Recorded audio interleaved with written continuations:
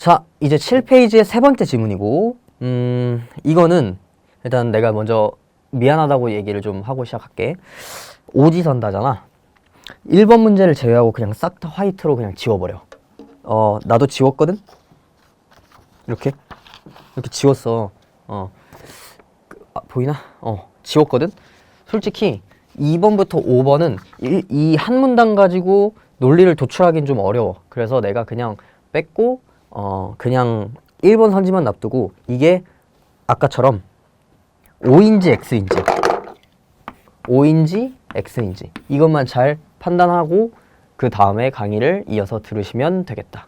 알겠지? 화이트 치고 OX로 딱 바꾼 다음에 문제를 풀고 오시라. 다 푸셨지? 정답은 X야. 그니까 이게 9번 문제고 원래 오지선다였잖아. 오지선다에서도 정답이 1번이었던 것을 알 수 있게 되는 거지. 그치? 어쨌든 나랑 같이 읽어보고 좀 더 지문을 어떻게 읽어야 되는지, 그리고 선지는 어떤 식으로 좀 민감하게 정답 판정을 했었어야 됐는지까지 상세하게 같이 한번 읽어보자. 알겠지?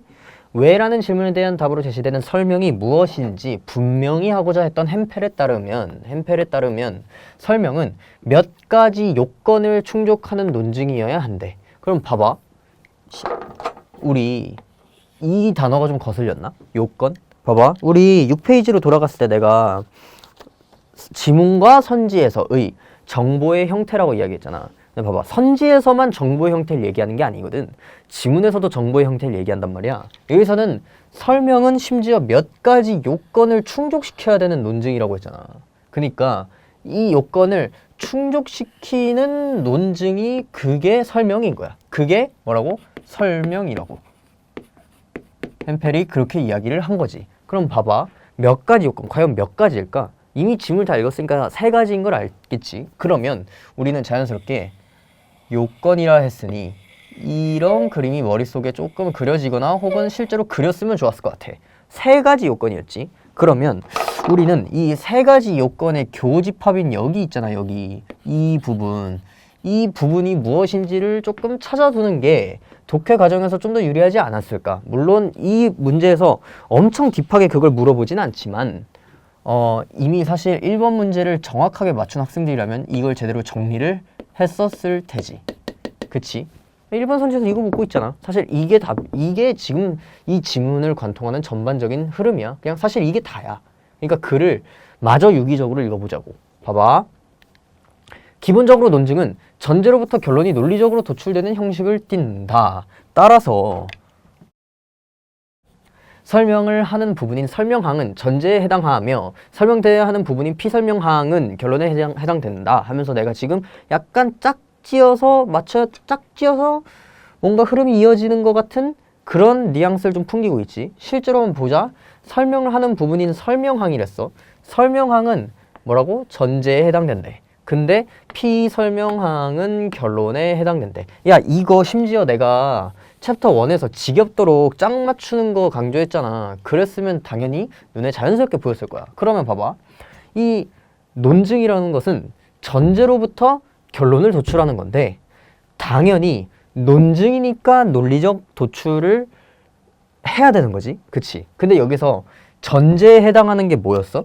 설명항이었지. 이 전제를 설명항이라고 했고 그러면 결론은 당연히 뭐야? 피설명항이 되시겠다. 그냥 이런 식으로 조금 도식이 그려졌으면 좋겠다라는 거지. 알겠지? 봐봐. 계속 읽어보자. 햄펠에 따르면 설명은 3가지 조건을 모두 충족해. 봐봐. 모두 충족해야 된댔어. 모두. 봐봐. 이거. 봐봐. 하나, 둘, 셋의 요건을 싹 다 충족하는 이 부분이어야 당연히 그것이 설명이 되신다 라는 얘기를 지금 햄펠은 하고 있는 거야.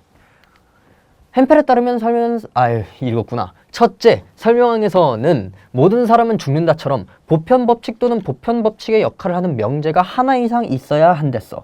야, 근데 보편법칙이고 막 명제가 어쩌고 막 이런 얘기 했을 때 못 알아들었던 학생들도 있었을 텐데 그게 중요한 게 아니야. 일단 첫 번째 요건이 나왔군 하면서 읽어주는 게 가장 중요해. 내가 말했지. 이해가 잠깐 망가지는 부분이 있으면 일단은 흐름을 지키라고. 너가 읽어야 되는, 힘줘서 읽어야 되는 포인트가 어딘지, 텍스트의 강약 조절해야 되는 부분이 어딘지를 내가 한번 강조해줬잖아, 챕터 1에서.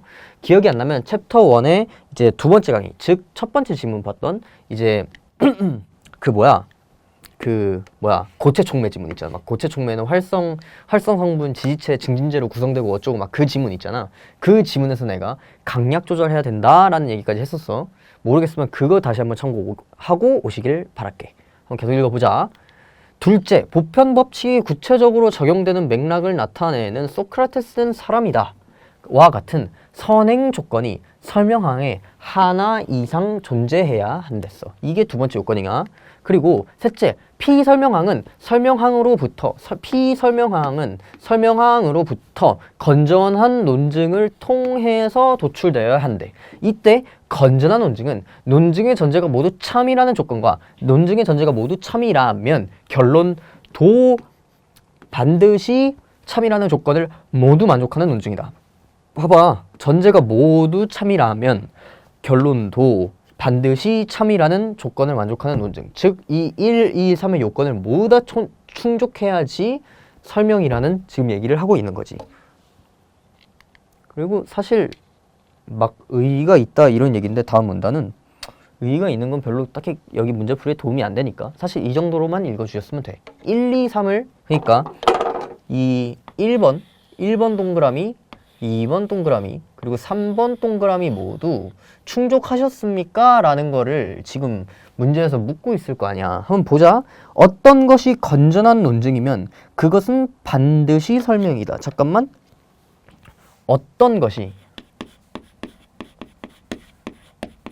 이게 건전한 논증이랬어. 그냥 글씨 그냥 대충 쓴다 나. 건전 논증이랬어.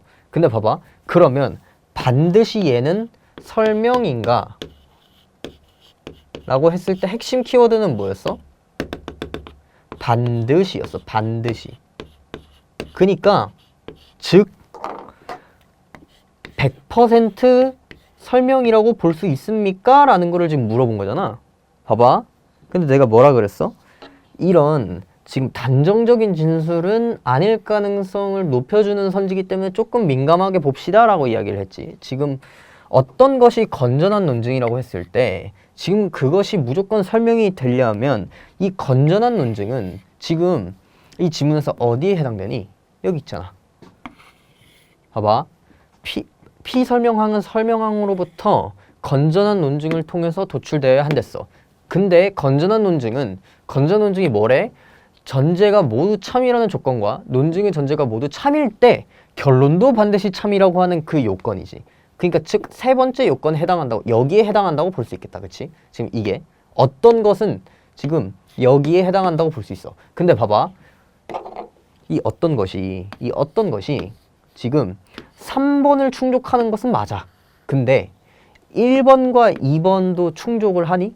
아니잖아. 쉽게 표현하면 지금 봐봐. 이 어떤 것은 여기를 충족하고 있는 거야. 여기. 아우 필기가 엉망인데 지금 여기를 충족하고 있는 거야. 응? 1, 2, 3을 모두 충족하는 게 아니고 정확하게 3번만 충족하고 있는 거야. 혹은 한 이 정도까지, 좀 더 이 정도까지 차지하고 있다라고 볼 수도 있겠지. 어쨌든 지금 3번만 충족하고 있기 때문에 1번, 2번 조건까지 다 갖춰야 그것이 설명이다라고 지금 햄펠은 주장하고 있는데 봐봐. 1, 2, 3의 이 교집합이 설명이에요 라고 햄펠은 주장하고 있는데 지금 건전 논증 하나만 딱 들고 와가지고 이건 설명입니까? 라고 물어봤으면 당연히 설명이 아닙니다 라고 해야지. 그리고 심지어 여기에 뭐라 그랬어? 반드시 설명입니까? 라고 물어봤잖아. 그러면 애초에 더 아니게 되는 선지인 거지. 애초에 설명도 아닐 뿐더러 심지어 반드시 설명입니까? 아니라고. 오케이? 이런 식으로. 이 정도의 논리 구조는 약간 갖출 수 있을 거라고 믿어. 그러니까 이 지문 자체에서 첫째, 둘째, 셋째가 나오면서 막 명제가 보편 법칙이 어쩌고 피설명항은 설명한 건전한 논증 조건 논증 어쩌고 이런 어려운 단어가 나오거나 내가 이해를 못하는 단어가 나왔어도 지금 우리한테 중요했던 건 뭐야? 세 가지 요건을 지금 몇 가지 요건이 세 가지 요건이었잖아. 지금 세 가지 요건 조건 이 세 가지 조건이 이거였던 거야. 그러면 우린 이 요건 1, 2, 3이 무엇인지 그리고 이것들을 지금 선지가 다 충족하고 있는지를 딱 그것만 봐주셨으면 됐다고. 근데 지금 아니잖아. 지금 건전한 논증만 가지고 와가지고 이 어떤 것은 설명에 해당합니까? 라고 물어봤는데 심지어 반드시 설명입니까? 아유 그럼 더 아니게 되는 거지. 이런 논리 구조만 딱 갖춰주면 돼. 그러니까 지금 내가 독해가 무너진다 그런 문제가 아니야. 이거는 선지를 어떻게 판단하고 내가 논리적으로 지금 이 요건이라는 걸 보고 잘 이러한 구조를 지금 이 구조를 지금 딱 머릿속에 떠올리면서 잘 논리를 도출해냈는가 그리고 결론까지 잘 이끌어내셨는가가 가장 핵심인 지문이었던 거지. 이런 논리학 지문들은 좀 이런 경향들을 항상 많이 띄고 있으니까 이런 것들을 연습은 앞으로의 강의에서 좀 더 많이 해보도록 하자고. 알겠지? 자, 고생했고 이제 잠깐 쉬고 다음 날에 또 이어서 강의를 들으시면 되겠다.